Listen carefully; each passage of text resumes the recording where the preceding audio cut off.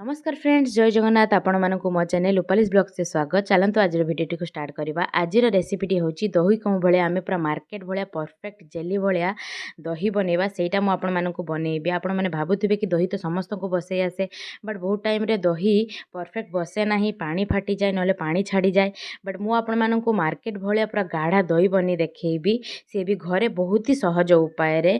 तो सहीटा मुझे कौ भाया बनइबी आपण मानक चलतु ये भिडियो देखा आपण मैंने भिडियोटी को फास्ट रु लास्ट पर्यंत फुल देखी। तो ये आमर परफेक्ट दही बनापी देखु ये गैस उपर मु गोटे कड़ई चढ़ी देती। एबे कड़ई में देदेवी क्षीर। तो ये मु क्षीर नहीं 600 ml क्षीर नहीं। आपड़ जी दही बनइबे से क्षीर आपण हिसाब से नहीं पारे। तो ये देखु 600 ml कंचा क्षीर मुझे नहीं।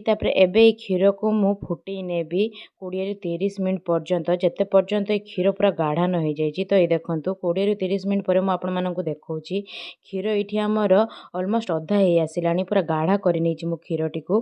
तो ये क्षीर मोर 600 ml क्षीर को मुझे 400 ml हवा पर्यंत फुटे नहीं। तो ये देखो तो ये केते गाढ़ा है क्षीरटा सेटा भी मुझे देखा स्पून साहाय्य।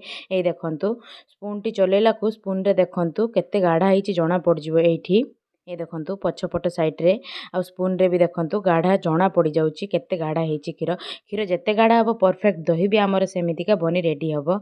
तो एबे मो गैस रो फ्लेम टू ऑफ कर या टिके ठंडा हाँपाई छाड़देवी। तो ये देखो किसी समय पर ये मुझे देखा क्षीर टी को आंगुली बुढ़े है भाया आम क्षीर टी को ठंडा करनवा, माने लुक वार्म करनवा, पूरा ठंडा भी करवा ना, टिके गरम होइथिबा दरकार। तो ये ठंडा हो सारा पर देखो क्षीरटी आमर आहुरी गाढ़ा हो जाए, देले दहीटी भी आमर परफेक्ट बसब। तो तापर देखो ये दही बसापी मुझे गोटे केक टिन।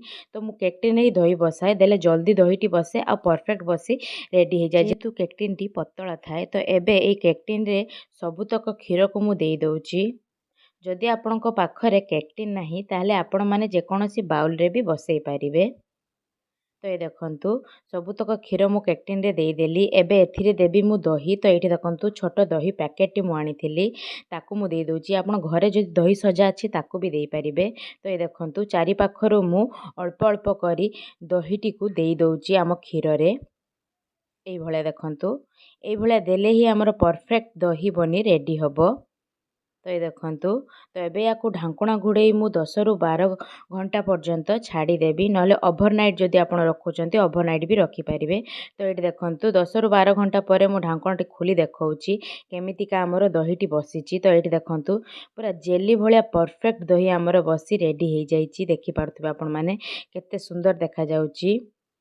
ये देखु पूरा जेली भाया देखु आमर दहीटी बनी रेडी हो। तो ये मुझे स्पून साहाय्य दहीटी बाहर करी भी देखा। ये देखु वाव देखु पूरा जेली भाया देखा जाउची दहीटी, पूरा परफेक्ट दही आमर बसी रेडी हो जाए। केते सुंदर है देखु दहीटी। तो ये गोटे प्लेट रे भी आपण मानक देखा किछि दही काढ़ी। तो ये देखु केते सुंदर आ पूरा परफेक्ट बनी आमर दही रेडी हो गला। तो यही प्रोसेस रे जदि आपण माने बनइबे आपणकर भी दही पूरा परफेक्ट बनी रेडी हो जिवो। क्षीर गाढ़ा थिले दहीटी पूरा परफेक्ट बनी रेडी हुए। देखंतु एथिरे बेसी पानी भी नाही दही रे। तो ये देखंतु मु पीस रे कट करला को भी देखंतु से दहीटी पीस रे कट हो जाउची। तो परफेक्ट दही एठी आमर बनी रेडी हो जाइची। एही प्रोसेस रे आपण माने बनइले आपण मानकर परफेक्ट दही बनी पूरा रेडी हो जिवो। आ देखंतु केते सुंदर देखा जाउची दहीटी भी। तो एही भलिया बनांतु। आपण मानकु कौ भाया वीडियोटा लगिला मते भी जणांतु। एही प्रोसेस रे आपण माने भी घरे थरुटे बनै देखंतु कौ भाया आपण मानकर दही बसुची मते कमेंट रे जणांतु। जदि आपण मानकु वीडियोटी पसंद आसिला लाइक करंतु, शेयर करंतु। जदि चैनल रे न्यू अछंती प्लीज प्लीज प्लीज सब्सक्राइब करि नियंतु। एही भलिया न्यू न्यू वीडियो पई आज पई एतिकी रहूची। नमस्कार।